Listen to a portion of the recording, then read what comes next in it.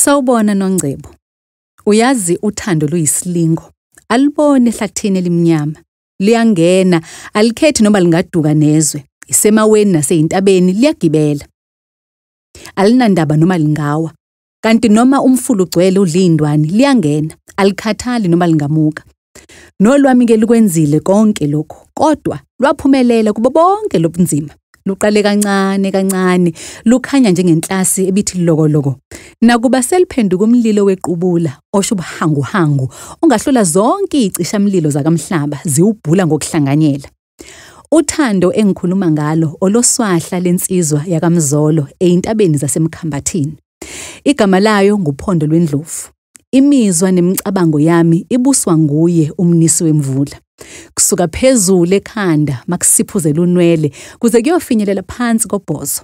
Inhliziyo yami iphakathi komhlane nembeleko ngemfudumalo nentokomalo engayithola mhla ngiyibophezela ukuyibandakanya nalensizwa kwezothando.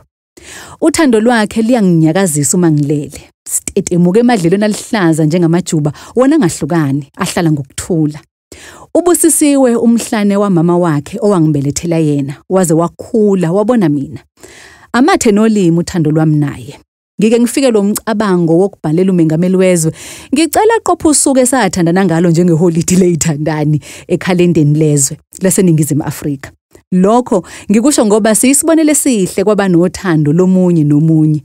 Ngiyapika ngiyaqholosha ngiqolodela izinkumbi zabesifazane abantu luthando lweqiniso njengoba sengiwelele ngaphesheya ezweni lothu nezinyosi kwezothando.